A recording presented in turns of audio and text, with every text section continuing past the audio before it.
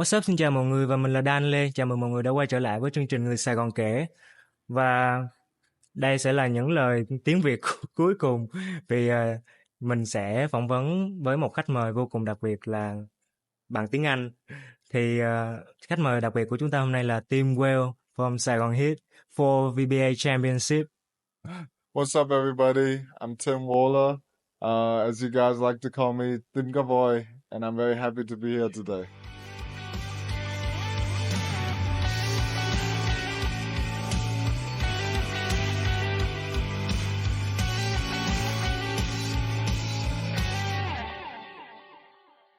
I mean, like, where is that the name come from? My nickname? Yeah. So, a lot of people think my name is pronounced Tim Waale, but it's actually pronounced Tim Waale. So a lot of the commentators and the fans, they mistakenly call me Tim Waale because my last name is a little bit difficult to pronounce. Yeah, So it just stuck, Tim Waale, Tim Boy. So that's funny. So, the time is that come from? The name come from? Do you know that? Do you remember that? probably like 2017, 18. This time you play for Saigon Heat. Yeah, in 2018 I played for Saigon Heat. And what is your Vietnamese name? My Vietnamese name is Dinh Khai Tâm. Okay. My mom gave it to me. She said that it means wise soul. It's pretty similar, Tâm and Tim, the meaning. So Yeah, that's that meaning. So Tâm is like from the heart, the soul, and like the team also like in Vietnamese Heart, meaning. yeah. Yeah. Okay. So what is the Denmark culture? You refer, and also in Vietnam culture you refer. I think when I was living in Denmark, the thing I missed the most was the food, because in Denmark, they love to eat cold cuts, cheese, sandwiches. But in Vietnam, we eat, spicy food. We eat rice. We eat noodles. A lot of different type of food, Yeah. So what is the more like in the morning, like daily life? What is the thing you will eat in the breakfast? Bread, butter, and cheese and ham. I think that is a European breakfast. Danish people, they love to eat cheese and bread. Yeah. So when you come back Vietnam, I mean, like you've been in another nation, another country for a long time. So what is the food you when you come back here you have to go to eat that? Like, I think there's probably two. One is bún chả, and then the second is bún riêu. oh, is that come from the north side, right? Yeah. How about the people? The people? Yeah, the people in Vietnam and Denmark. Actually, I think the people in Vietnam are more friendly. Friendly. In Denmark, there's kind of a culture where if I don't know you, I will not talk to you, Oh, okay. So if you like sitting on the train, it's really weird to just like talk with somebody you don't know. But in Vietnam, I feel like I talk to a lot of people just randomly, and people are friendly and smiling. Some people like will more open with like the foreigner. Maybe like, do you think like maybe your outlook? Sure. Yeah. Because obviously I don't look very Vietnamese, so I'm considered a foreigner, But they still open with you? Sometimes I know, like, if I go to a Vietnamese shop, I will speak Vietnamese, make sure I get the local price. If I speak English, maybe I get scammed, Yeah, that is like one of like the most thing happen when you are foreigner. Yeah. Are you think with you right now? I mean, like with my opinion, you already success. So, did you see about that? Did you feel about that? I mean, I think success is very subjective, Does success mean that you make a lot of money? In my opinion, it doesn't. And I have to tell you, as a basketball player, I don't make that much money. If I was a football player, though, I make a lot of money. But basketball in Vietnam is not that profitable yet. So for me, I'm just really happy to be able to do something that I love to do, something that gives me joy every day, and something I'm good at. So for me, that is success. Success is like the thing you like to do and happy with that. You in the team Saigon, how that happened? So I had a pretty confusing transition. After I graduated high school from Denmark, I went to Vietnam again. I had a gap year. I was working as a junior editor for a production house called Creative TV. And during that time, I had a great experience working as an editor, but also I didn't really know what I wanted to do, you know. I was just doing it so I could get some like holiday before I went to university, you know. So at that time, I went to a Saigon Heat SSA camp, and the head coach of the Saigon Heat told Anthony Garbelaudo he was there, and he saw me and he invited me to practice with the team. That's how everything happened. It's pretty, I have to say, it's pretty lucky, you know. Yeah. So, do you think he is the one, like the people really important with I your? mean, definitely, like, if it wasn't for him, I wouldn't even got the chance to start because back then I was a really bad basketball player. Just being honest, you know. I was not really a professional basketball player. I was just a really big kid. And he gave me the opportunity to practice with the team, to slowly get better and better. And without him, I wouldn't be where I am today. I have see the way you grown up in the basketball. I mean, like with now you are the captain of Saigon Heat and like one of the best player in the season. So from the beginning and now, you will feel bad when you do something not good, but you get up really quickly, right? I mean, like every game, you changing, like changing the clothes. So what is that happen? So, you know, when I first started, I had a lot of people that would send me messages and say, mày chơi như khúc. They would chửi me, you know, they would say, I'm the worst player ever. Why you play VBA? Yeah. Why you so bad? I had a lot of haters, you know, but obviously that made me feel bad, but the motivation was mostly internal because I really love basketball and I just wanted to see how far I could go if I worked really hard, you know. I still have that motivation because even now I'm one of the best players, but I still think I can be a lot better. I just want to reach my potential, and after I retire, I'll be happy because I would have done everything I could have done to reach my potential, you know? So when you take all the toxic comment, what did you do to release that? At first, I let it affect me a lot. Like after the games, I would read the comments, and actually, this is something you shouldn't do.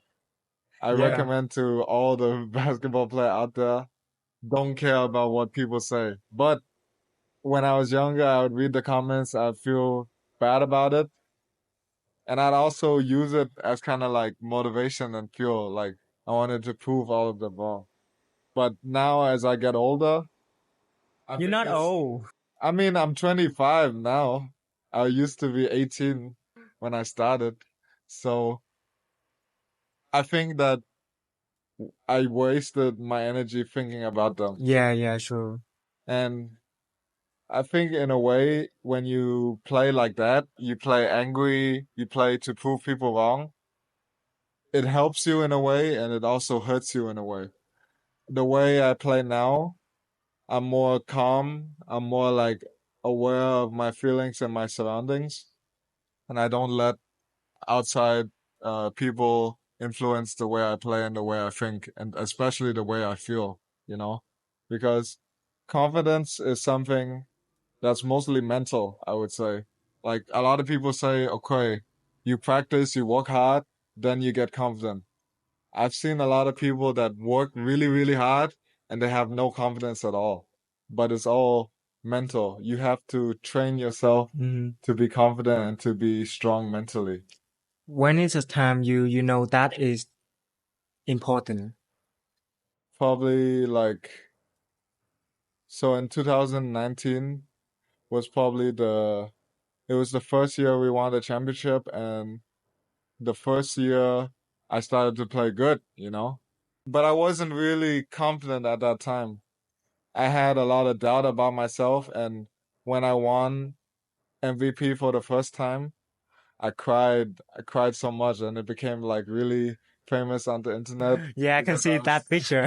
I was crying like a baby. Like, but at that time, obviously, I still cared a lot about what people said. You know, that's why I was so emotional when I won. I was like, finally, people appreciate me. Finally, people say something good about me. Yeah. So after those years, like 2020, 2021, I start to get a little bit harder in my mind, a lot more like calm and a lot less emotional. I mean, like you can show for Desi that how values your like, but I mean, like when that happened, like you get more people loving you. How you feel about that?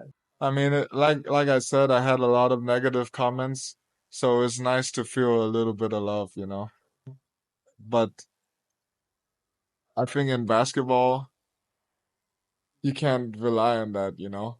Like you're only gonna play good when people say that you're a good player. Even when people hate you, you should be the same, you know? So that's why I preach a lot about having like mental toughness, mental fortitude, and confidence is something that you can control. It's not what other people tell you that you're a good player or not. Yeah, true. So it's like depress you about like have a lot of people watching you and like you have like the big responsibility. Uh, to be honest, now I play so many games that, you know, in when I play the game, there's a lot of fan and people watching and shouting. But now when I'm playing the game, I'm so focused that I cannot hear any of it. When I first started, it was like, you know, like when you're driving a car and an animal is on the road and the animal will see the car and it just freeze. That was how I was in my first game ever. I was just like everything was going really fast and the crowd was really loud and I couldn't play at all. But now, because of my experience, because I've done it a million times, I just focus on what I have to do, my task during the game, and all the noise goes away. Like the thing happen just happen like that you don't need to try to let them gone. I have to say, one of my strengths is to be able to focus really intensely on one thing. So for me, maybe some people would hear the crowd, but for me, because I'm so concentrated on maybe like playing defense or getting a rebound, it's the only thing that I'm thinking about. So it's easy for me to block out the noise. What is the reason you choose to come back Vietnam? I mean, Well, like you can keep continue study in Denmark. um, so I was supposed to keep studying university in Denmark, but you know, all my family is here, all my friends that I grew up with are here, my parents are here, everyone I basically know and love is here. And Vietnam is where I feel is home for me, where I'm the most comfortable. In that time, you feel like that is like you have to choose stay or come back to Vietnam. Do you feel difficult about that?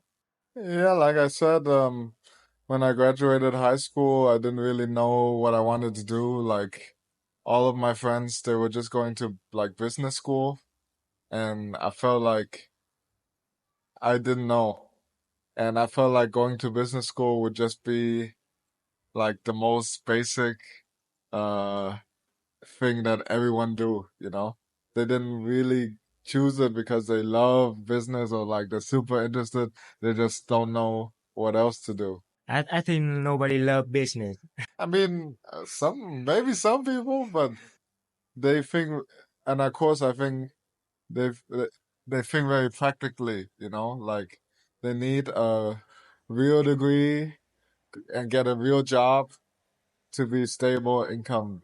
I think that's important too, but I just wanted the gap year to kind of like explore my options, see what like I said, I worked as a junior editor, so I got to see how the TV and commercial industry was like. That was pretty cool. Uh-huh. And the thing happened changing in that time.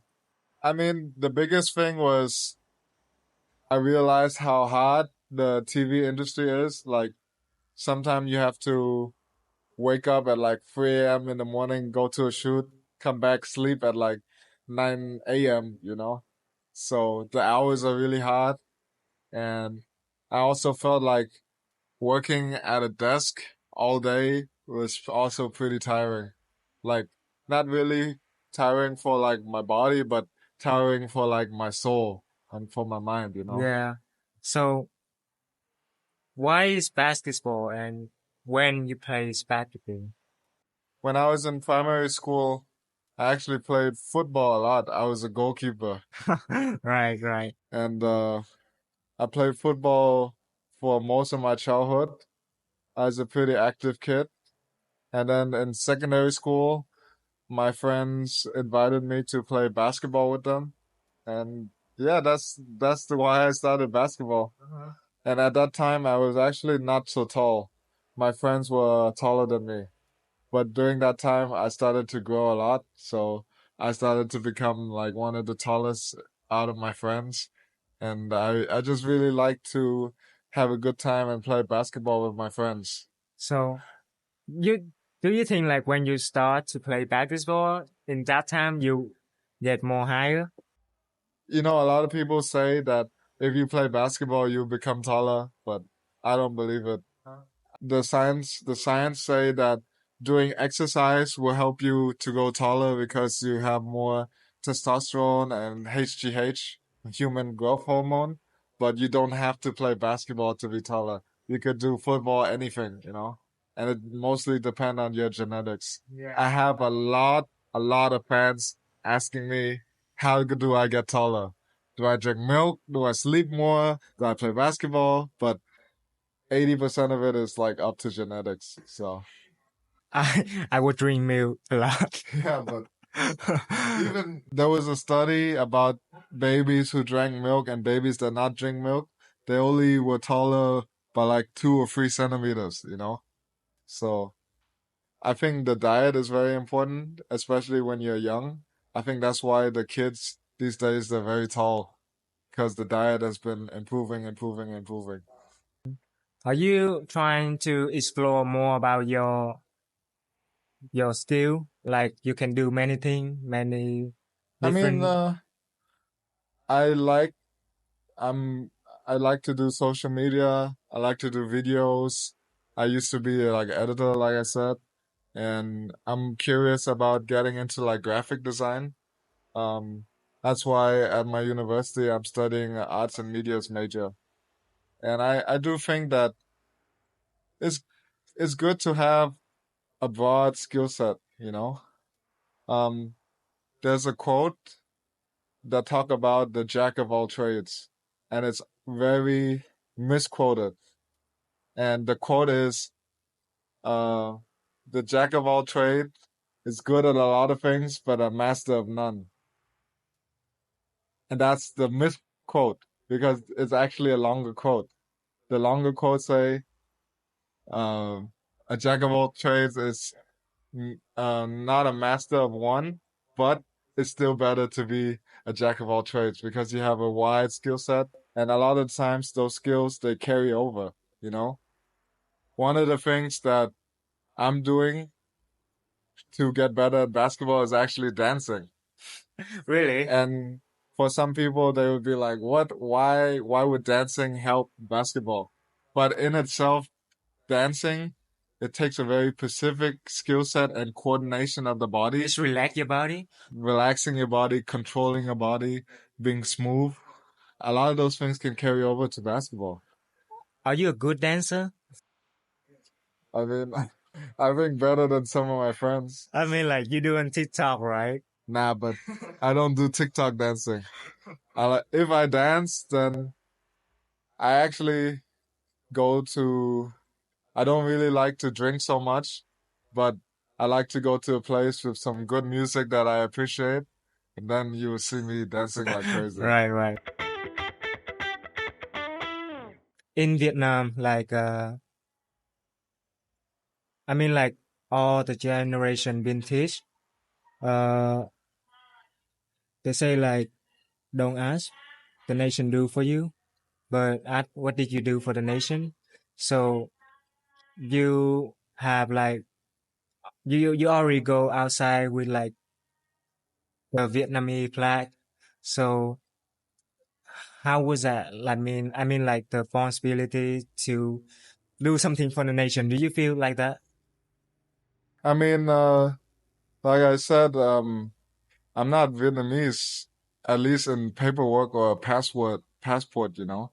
I was born in Vietnam, but I never managed to get a Vietnamese citizenship. But I still feel Vietnamese, you know. My mom is Vietnamese, and I grew up here a really long time. And for me, like, Vietnamese basketball has given me a lot of things, given me a livelihood, a career, given me like a purpose. And I would really love to be able to contribute to the national team. But for me, at this point, it's not possible. So I just hope that at least if I cannot contribute to the national team, I can contribute to Vietnamese basketball. So I can help the next generation. I'm making like a lot of tutorials and videos for, people to stay healthy, improve their body, get better at basketball. And I think if I if I contribute like that, that would be enough for me. I feel then I would have paid back Vietnamese basketball for helping me and getting me where I am today. Yeah, and that means like you can still do something for other person. But is that uh healthy life important with your opinion? I mean, for me, I really think that health and happiness is connected, you know? Like, from like a scientific standpoint, when you do exercise, you release like endorphins that make you feel happy, you know? For a person that have a lack of exercise, they also often have like bad self-image, a little bit like unconfident, a little bit depression. And I really think that everyone should do some exercise for themselves and also for their health, you know? Are you always sharing that with all the people you know in? Yeah, I mean, I I like to play video games a lot too. I like to be lazy. I like to eat bim bim, but I still really agree that being a little bit active, at least going to the gym, at least playing some kind of casual sport, for older people especially, like my parents, I really want them to stay healthy and stay active for a long time. 'Cause like the older you get and the less you do, the more ability that you will lose as well. Yeah. So I think when you're older, you should still be as active as possible. I hope that when I'm like a grandfather, I can be like one of those Chinese grandfather you see on the internet that do like crazy Yeah. pull up, have like crazy muscle. That would be great. I mean like for real like being lazy sometimes it's good but like No, but I mean like everyone feel lazy sometimes. yeah. Like you have to be like a psychopath or like non-human not to feel lazy, you know? Yeah. But But like if you do so lazy, I mean like with my opinion that is limit the body. I think definitely it's the mind that limits the body because when you feel lazy, and you feel like you have no motivation, that's when you need discipline. And discipline is to be able to do things that you don't want to do, you know? And it takes practice to build discipline. You cannot just get it immediately. You have to do it every single day, years and years and years, and then it will feel easy, you know? Are you think you are teenager now? No. So I'm how way you too feel old. now? I mean, like No. about the olds. How you feel now? I feel like I have a lot of experience. I'm still like, I don't consider myself old because really I have a young heart and I like a lot of stupid stuff and cartoons. Like, I look at memes all day long. I will look at memes and send them to all my friends, send them to my girlfriend. I send them to everybody I know. Like the most stupid, nonsensical memes. I love that kind of humor. I mean, like that is the boy. You know, like boy never grow up. So sometimes, It's you know, good. like with a friend, we truly like feel comfortable. I mean, like I always do that too, sharing the meme. I mean, like that's funny, but like, do you feel like the young energy is still in you? I think when I was younger, I was a lot more unconfident, a lot less sure of myself, and now I feel more like a complete person. Like I know who I am. I'm confident in the way I look and the way I act and the way I think. So I just feel a lot more comfortable and confident now. So, who are you now? Can you think? I'm just uh I'm just a hardworking, simple guy. Is I'm a basketball player. I'm a student. I'm anything I want to be when I put my mind to it. And I don't think that you need a lot of talent to do stuff. Of course, I'm very blessed to be tall and especially to be strong. But I really believe that anything I want to do, if I just work hard and focus, that you can do it. I really believe that. With four championship, which one is the more emotional? Definitely 2019, man, because it was the first time we ever did it. It was like a really close series too. Like when it went down to 1 point, game 5, and I cried so much and I played so damn hard. And all the years after that, it was still nice to win the championship, but it didn't feel as much as meaningful, you know? So, what do you feel right there? Why right that time? I mean, like with like many emotional, like after that you come home, you still keep that in emotional, having that. I mean, in the moment, especially when you win the championship, you feel it's one of the best feelings of the world. Oh. But when you go home, just feel normal again, man. Oh, really? Yeah, especially now, like even the championship I won last year and the year before that, it was good, but now it just feels normal. It's not, I think now is not so important, actually. The things that I think about more is the way and the feeling that I had with my teammates, not just winning that specific moment, is the whole experience, the whole journey that led up to that moment, you know? But with the next season, do you think you still can win in for more one championship?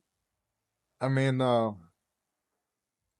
we as the Saigon Heat, we are conscious of the fact that we won 4 championships in a row, you know, and we have to acknowledge that we have the best players through our hard work, for our training.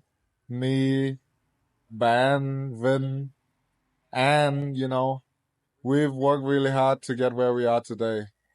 But we have to acknowledge that we've been dominating the league too. So even like last year, we took one import player when most of the other teams took two. So we're just gonna try to find some ways to challenge ourselves, and in that way, it would also be good for the league. So there'll be more fairness and more even in the VBA. That's really important when you choose to not stay in the like the goal, like you still keep moving. I mean, like, honestly, as a player, I want to win everything. I don't care about like if the fans like it or not. I see after last season, some fans they were saying VBA is rigged, it's all fake. Saigon Heat win every year, they cheat. And as a player, it make me feel like all our hard work. We did work really, really hard to be this kind of dominant team and to be this kind of player. So it make me feel like they don't appreciate our hard work. And I just want to win every single year. But as a member, as like a team in the VBA, we have to also know what's best for the future of the VBA.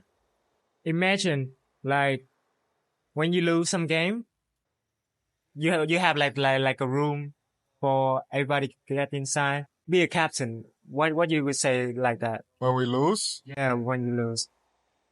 I'm a very practical captain. I don't give like hoorah speeches, like emotional speeches. I'm focused on details that we could have done better, because often it's not everyone want to win. Everybody try really hard, right? But the thing that separates winning and losing is sometimes just a couple of details, Yeah, few seconds. like a few seconds, a turnover, losing the ball, forgetting something. Those are the plays that really are important, especially in like a championship game. So when we lose, there's no like finger pointing, like it's your fault we lost. It's always like, as a team, this is what we could have done better. And of course, there's players that know that they didn't do as good as they should. So they're probably harder than themselves than I will be on them. They already know what they did wrong. So most of the time, after we lose, the most important thing is just to not to overreact. One of my teammates before, Horace Nguyen, he's a good teammate. In 2017, he really helped me to become the player I am today from like a mindset standpoint. He always told me, always be in the middle. Don't be too happy when you win and don't be too sad when you lose. Because when you overreact when you lose, it's just gonna keep going spiral. Negative thoughts, negative emotion feeling. You're gonna play worse and worse and worse. When you lose, okay, maybe you feel bad for like one day, but after that you should forget about it. Move on to the next thing. But before that, have ever you lose control? For me, like, I've always been a pretty Calm. like calm player. Like, I play tough, I play with a lot of energy, but I've never lost control. Like, there's some people that fight each other or hit each other because of basketball or do like dirty plays. I think that's really stupid. Honestly, I think fighting because of a sport that's just for fun is one of the worst and most stupidest reasons you can ever do. Honestly, I don't know if you've seen, but there was this news article. A boy in the north of Vietnam, he was beaten into hospitalization after a disagreement on a basketball match. So he had to go to the hospital. And that's really disgusting for me. It's not worth the hurt or the emotion to lash out physically to somebody else. I think if you're upset, if you're mad when you're playing basketball, the thing you should do is play basketball. Win the game, right? Yeah. What's the point of punching somebody and getting a fine, getting disqualified, hurting your team? When you can't control yourself like that, it hurts your team more. It just hurts your team. The way you get back at somebody, like, also, there's a lot of American players that trash talk, which they say bad stuff about my mom, they say bad stuff about my Really? dad, my family. They say bad stuff about me to try to like get into my head. The best way to get revenge is to win the game. After Absolutely. you win, they can't say anything else. So and that's another thing. I really think that young generation, they're really too obsessed with like looking cool and like rubbing it into the opponent's faces. Like every time they score, it's always like celebration. Just play the game, Yeah. be respectful. Winning is enough, you know? Why do you have to? There's some players that score on somebody and they say, you fucking bitch, you know? Just because you score some points, I really think it's stupid. Yeah. Winning is more than enough, you know? Yeah, because we playing, we share the dream, we play in the game, we are respectful. That's the thing important. But you have to acknowledge as well that it's a part of like American basketball culture to trash talk. Yeah. And so like the youth is very influenced by that. I just think it's a little bit unhealthy, you know? Some players are very egotistical. You can see it by the way they play. They don't share the ball, they don't pass the ball. They just want to look cool, get the highlight. They take really difficult shot and they hurt the team. So I feel strongly about that too. I mean, like, now I know, like, the reason why you are the captain. You keep the mind calm. You, you tell everybody, like, you share everybody different way. Yeah, so that is, Basketball is mostly mental, you know, especially at a high level. Everyone is tall, everyone can jump high. It's not, it's mental, it's skill. And often, like, if you have two players, they both can shoot the same, right? The difference then, if they play good or bad, is up here. If they're confident in themselves, if they miss a shot, do they sulk? you still to continue. You have Yeah. to continue, yeah. People, the best shooters, they always have the next shot mentality. Yeah. So if they miss a shot, doesn't matter. Next shot, next shot. Next shot's gonna be it. Next shot's gonna make it. And that's a conscious choice. Even when I practice with some kids, I can see that they shoot, they miss. Oh, they feel like I can't shoot. I'm such a bad player. That's a choice that you make in your head. You can stop that. You know, you just don't think about it anymore. Just focus on shooting. Understand. Like, you choose to continue or you just stay there, be upset. Yeah. Yeah. You have to move in. You have to move into success. Yeah. Okay, I got few fun question for you. Okay, so who is the VBA player you want to play in with? And you feel like if you have him in the team, you will win every game. Talk with the camera. I mean, that's a pretty easy question for me, Oh, really? actually. I think I already know. He's already on my team. Oh, I think the player that I would want on my team every single game is number 7, Mang. He's not always like the star of the team, like the face of the team. And I think it's funny because when I was younger, I was kind of like the unappreciated guy. And now when I'm older and playing better, he's kind of like the unappreciated guy because he does everything right. He plays smart. He plays defense. He takes good shots. He plays good team basketball. And he's just such a great player. You would want him on any team in the VBA.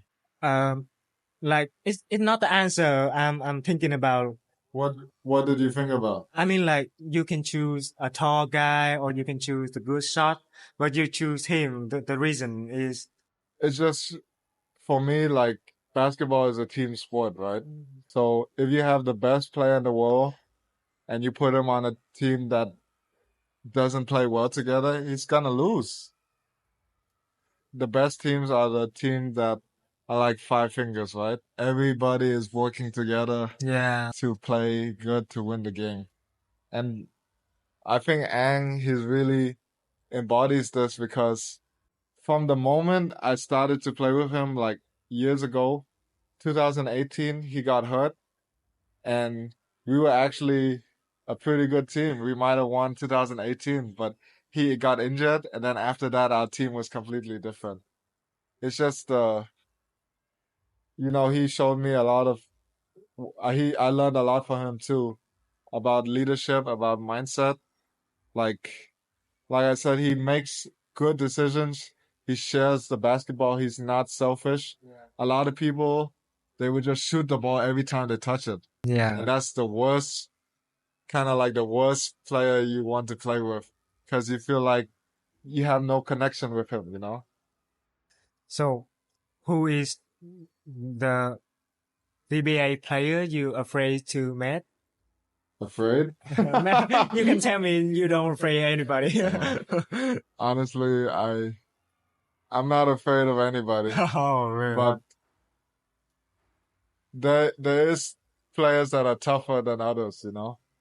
Um, out of all the years I played, the toughest ones are normally not the tallest, man.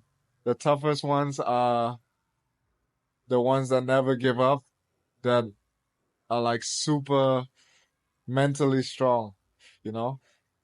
I think for me, I'm very famous for being able to guard like really big players, really strong players.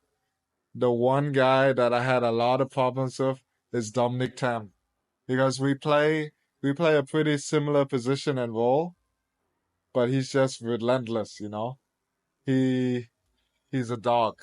And in basketball, when we say you're a dog, it's a good thing. It means like you're a beast, you're an animal. Like you don't, some players, if they get hit, they might kind of like give up, stop. But in basketball, when I play with Dominic Tan, it's a real battle all the time, always hitting each other. So the one that stops hitting first or like gives up is the one who loses that battle, you know? I really attracted him. Yeah, he's really a good player. What is the thing you want a fan or people see in you? The thing I want fans to see in me. I mean, if a lot of the fans are supporting me and watching me, I just want them to know that I always play hard for them. Right. I always try 100%. So sometimes I might fall, I might have injury, I might play bad, but never, don't think that I'm not trying my best. And a lot of the players are like that, you know. When you play a bad game, they always they always kick you when you're down and they love you when you're up, you know. Yeah. Yeah. So how about your friend, your the family or who talk with you? What what you want they feel about you? I just hope they can be proud of me, you know. Like my cousin, his name is Din Quang Zun. He's my uncle's son, and we're very close. His family lives in Saigon too. He started playing basketball a long time ago when I first started playing in the VBA, and now last year he played on the same team with me. So, for him, for other people watching me, for my family, my friends, I want them to be proud of me. Yeah. So to have you right now, I mean like the captain, success. So I guess you already been through like the bad feeling or the depressed. So what is the thing keep you stay back to basketball and keep continue? I mean, one, I have to be honest, one of the things that is more of a challenge for me now is keeping the motivation. Because, like I said, the reason I started basketball was to play with my friends. And for me now, basketball is not something I do for fun. Basketball is the way I make my livelihood, the way I make my money. So it's not a hobby anymore. It's not something that I do just for fun. It's still fun for me, but it's work now. So one of the challenge for me is to keep myself motivated, especially after I played like a really long time, you know? And I'm still trying to figure it out, but that's also one of the reasons why I chose to go back to school, because I think if you do the same thing every day, of course you're gonna feel a little bit crazy. So for me, going back to school is like a mental challenge as well. Challenge my brain, maybe meet some new friends, meet some new people. Maybe I'll appreciate basketball more. Ok, vậy là mình đã có một buổi nói chuyện và tìm hiểu Tim Waale, Đinh Khải Tâm. Thì đây là tập thứ 8 của chương trình Người Sài Gòn Kể rồi, là cũng là tập cuối cùng của series.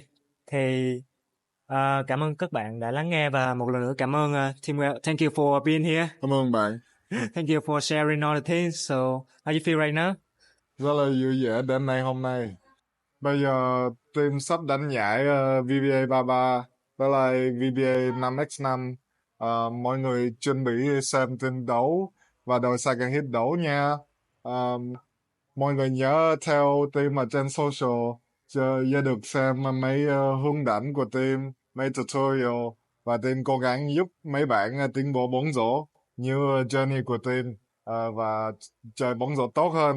Cảm ơn mọi người coi episode này nha. Nói tiếng Việt vậy được thì hồi nãy sao không, sao không phỏng vấn bằng tiếng Việt luôn?